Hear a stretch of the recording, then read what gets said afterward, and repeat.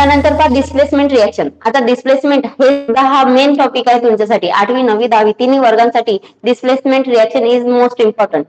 तर त्याचं मी एकदम साध्या सोप्या लँग्वेज मध्ये तुम्हाला, हे तर आपण नंतर बघूच काय आहे तर, पण साध्या सोप्या याच्यामध्ये तुम्हाला सांगते एक्झाम्पल, की एखादा आयनचे खिळे घेतले आपण 2. ओके, एका याच्यामध्ये आपण काय घेतलं की झिंक सल्फेट घेतलं, एका याच्यामध्ये आपण काय घेतलं तर कॉपर सल्फेट घेतलं. According to the reactivity series, zinc हा आयन पेक्षा जास्त रिएक्टिव्ह आहे आणि आयन हा कॉपर पेक्षा जास्त रिएक्टिव्ह आहे. ओके, एवढं लक्षात राहिलं का? बघा दाखवते मी तुम्हाला.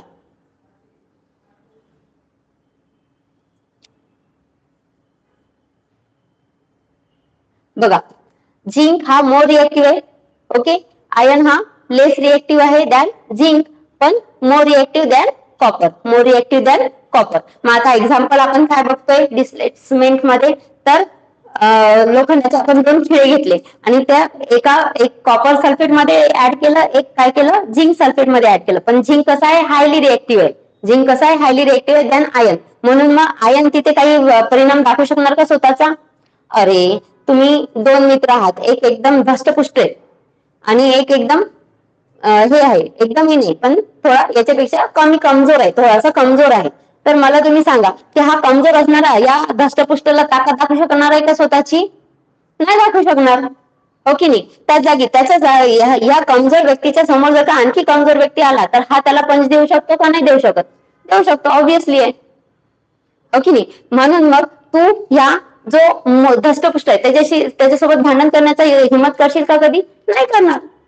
म्हणून मग जेव्हा लोखंड हे झिंक मध्ये जाईल, कारण की झिंक कसं आहे, हायली रिएक्टिव्ह आहे, त्याच्यामुळे झिंक हा आयनची रिएक्शन होऊ देईल का स्वतःच्या सोल्युशन मध्ये? नाही होऊ देणार. म्हणून मग तिथे डिस्प्लेसमेंट होणार नाही. पण त्याच जागी कॉपर मध्ये गेला, हा कमजोर व्यक्ती आहे. हा काय आहे?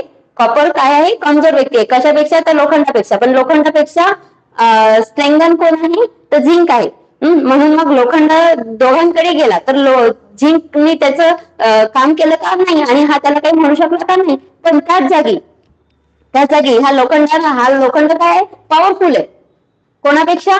तर या कॉपरपेक्षा पॉवरफुल असल्यामुळे या कॉपरला त्यांनी काय केलं? रिप्लेस केलं. या कॉपरला काय करून टाकलं? रिप्लेस करून टाकलं. बघा अशा पद्धतीने.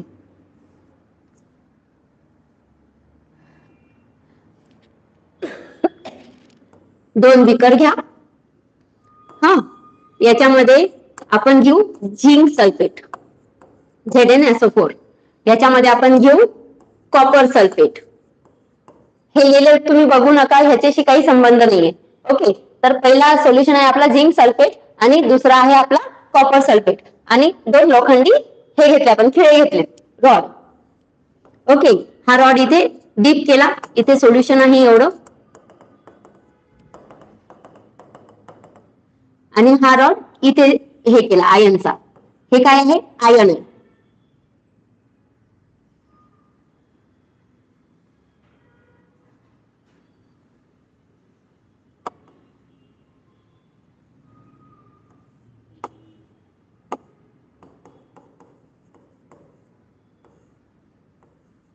हे काय आहे? आयनचं रॉड आहे. मग आता हा आयनचा रॉड या झिंक पेक्षा कसा आहे? कमजोर आहे. त्याच्यामुळे याचं काहीही पान हलणार नाही. ते या झिंकचा सल्फेट काहीही होणार नाही. हा झिंकचा सल्फेट म्हणजे हे सोल्युशन जसंच्या तसं राहील. पण त्याच जागी हा आयन रॉड जसा याच्यामध्ये जाईल तसं हा कॉपरचं काय होणार? डिस्प्लेसमेंट होणार. की कॉपरच्या जागी आयन स्वतःला काय करेल इथे?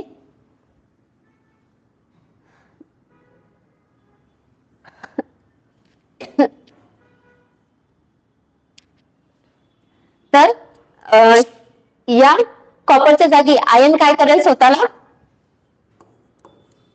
डिस्प्लेस करेल, रिप्लेस करेल. म्हणून मग काय बनणार? FeSO4. काय बनणार? FeSO4.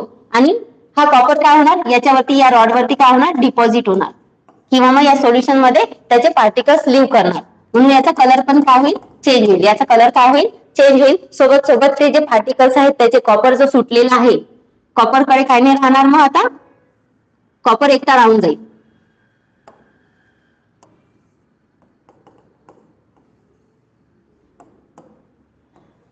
FeSO4 आणि कॉपर.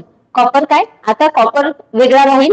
कॉपर काय होणार, या रॉड वरती डिपॉझिट होणार आणि SO4 ला काय करून घेणार, हा FeSO4 फॉर्म होणार. सोल्युशन कशाचं फॉर्म होणार, तर FeSO4 चं फॉर्म होणार.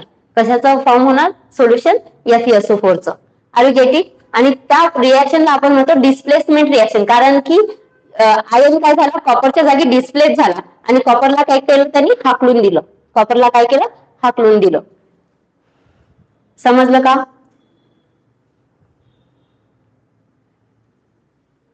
फॉर एक्झाम्पल सांगू का तुम्हाला, की समजा आता कॅप्टन निवडायचंय वर्गामध्ये.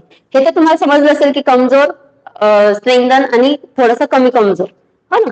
ते एक्झाम्पल एकदम सुटेबल आहे याच्यासाठी. दुसरं एक्झाम्पल मी तुम्हाला सांगते की फॉर एक्झाम्पल कॅप्टन निवडायचं आहे वर्गामध्ये. ओके, आणि कॅप्टन निवडताना पहिले ना एक जो एकदम एक नंबर आणायचा त्या व्यक्तीला काय केलेलं होतं, कॅप्टन केलेलं होतं. पण सडनली एक व्यक्ती बाहेरून आला, एक मुलगा काय किंवा मुलगी काय बाहेरून आला आणि तो काय होता की हा जो पहिलेचा कॅप्टन होता हा कसा होता, अभ्यासू होता. आणि ऑन दॅट बेसिस म्हणजे की तो शांत राहणारा, अगदी स्वतःचं काम करणारा आणि अभ्यासात अव्वल नंबर आणणारा असा विद्यार्थी होता, त्याच्यामुळे त्याला कॅप्टन करण्यात आलं. पण काही दिवसानंतर एक दुसरा स्टुडंट आला वर्गामध्ये.